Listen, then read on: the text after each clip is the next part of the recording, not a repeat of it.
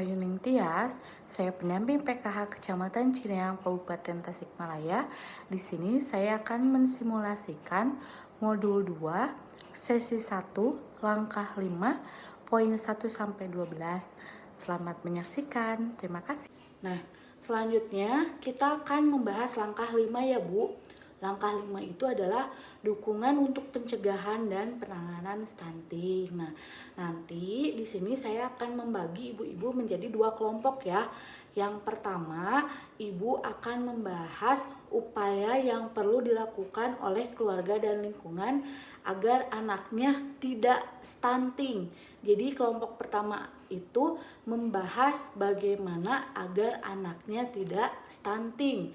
Nah, nanti kelompok yang kedua, upaya yang diperlukan oleh keluarga dan lingkungan jika ada anak yang stunting. Jadi yang kelompok 2 itu jika ada anak yang stunting. Oke, mengerti ibu-ibu, bapak-bapak? Mengerti, Bu. Nah, nanti saya kasih waktu 5 menit ya untuk ibu dan bapak berdiskusi. Waktunya sudah hampir 5 menit ya ibu-ibu. Coba sekarang saya pengen mendengarkan hasil diskusi dari ibu-ibu dan bapak-bapak.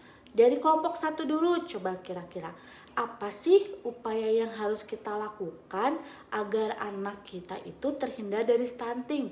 Coba perwakilannya siapa? Bapak Ade, mau nggak? Iya, Bu, boleh, Bu. Coba Bapak Ade, apa hasil diskusinya?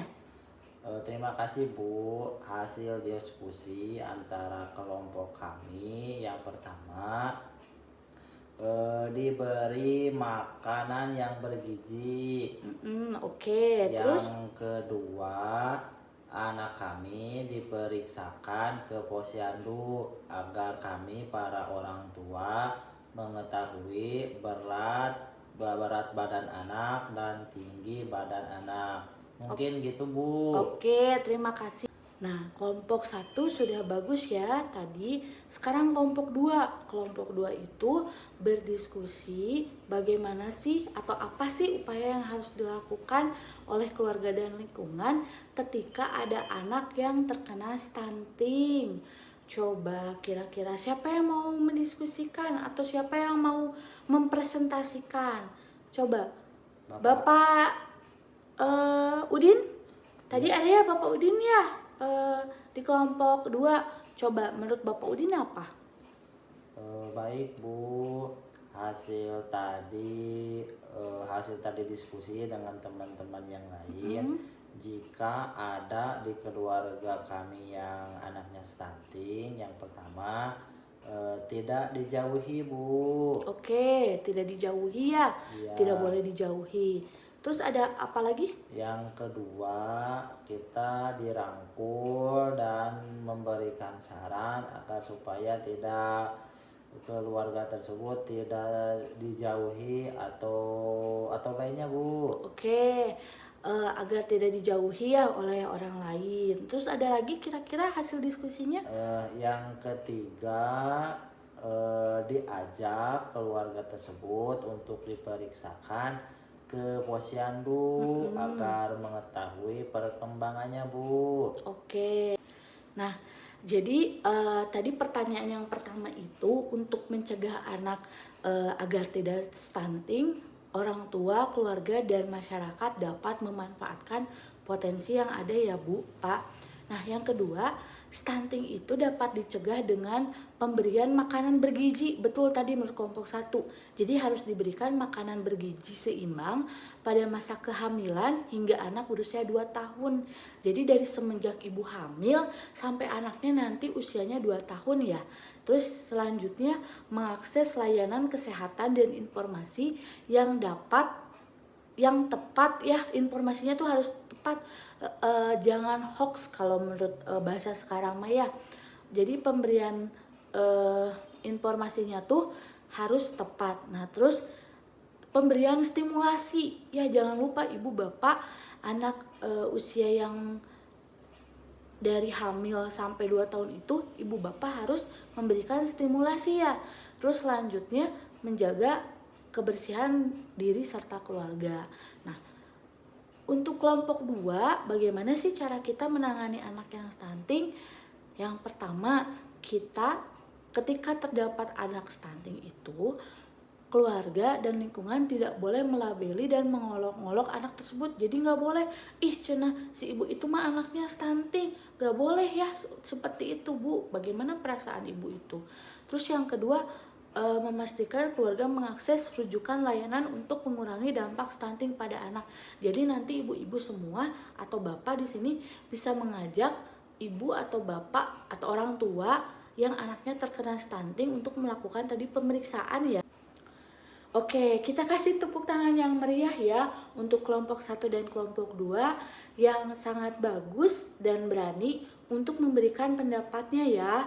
Oke, tepuk tangan semuanya Ibu dan Bapak. Nah, jadi stunting itu dekat dengan kita dan kita itu harus peduli ya. Harus mulai berperan aktif mencegah stunting untuk generasi penerus bangsa yang lebih baik. Nah, saya ingin tahu nih, kira-kira apa sih rencana Ibu dan Bapak nanti ketika sudah di rumah untuk mencegah dan menangani anak stunting? Siapa di sini yang mau berpendapat? Ayah Bu. Oke, siapa namanya Pak? Bapak Udin. Bapak Udin. Coba menurut Bapak Udin bagaimana? Jika rencana, saya punya rencana jika ada keluarga yang terkena stunting, Iya. yang pertama memberikan makanan yang bergizi. Oke. Yang kedua mengajak ibunya untuk memeriksakan anaknya ke posyandu. Oke, bagus ya Bapak Udin, terima kasih atas pendapatnya. Nah, jangan lupa ya ibu-ibu, bapak-bapak sekalian tadi tulis di dalam bukunya. Jadi rencana yang akan dilakukan oleh bapak dan ibu untuk mencegah dan menangani anak stunting. Tadi yang pertama itu adalah memberikan apa Pak Udin? Memberikan makanan yang bergizi. Memberikan makanan yang bergizi. Yang kedua, mengajak ibunya agar anaknya mau diperiksakan ke posyandu. Oke, mengajak ibunya atau orang tuanya agar anaknya mau diperiksakan ke posyandu ya. Nah, tulis dulu ya ibu-ibu, bapak-bapak, sok saya tungguin. Oke, nah tadi ibu dan bapak juga menulis tabel janji.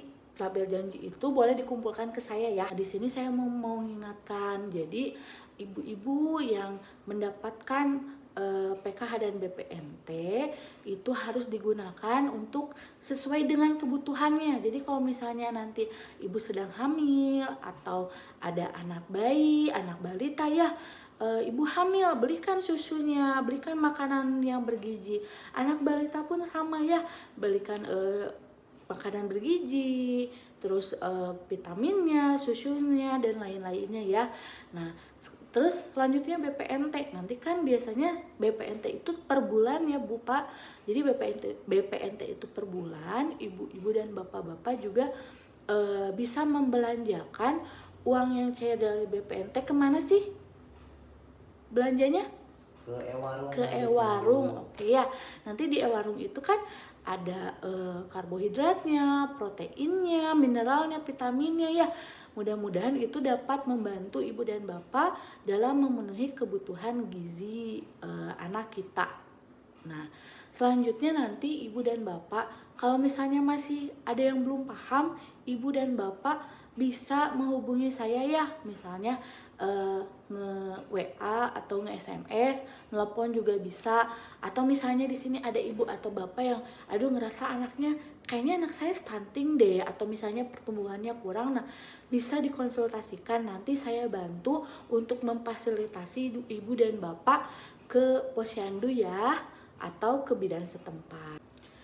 Nah, tadi dari langkah 1 sampai langkah 5 ya Bu, kita sudah belajar ya tentang materi yang tentang stunting itu. Jadi stunting itu adalah kondisi anak ketika anak memiliki tinggi badan yang tidak sesuai dengan apanya? Usianya. Nah, terus yang kedua, stunting itu sering terjadi pada 100 hari pertama ya ibu-ibu, bapak-bapak, dimulai dari saat mengandung hingga usia 2 tahun. Nah, tadi selanjutnya ya bahwa pencegahan dan penanganan stunting itu bisa dengan memberikan makanan yang bergizi, terus dibawa ke puskesmas dan posyandu untuk mengetahui berat dan tinggi badannya dari anak tersebut.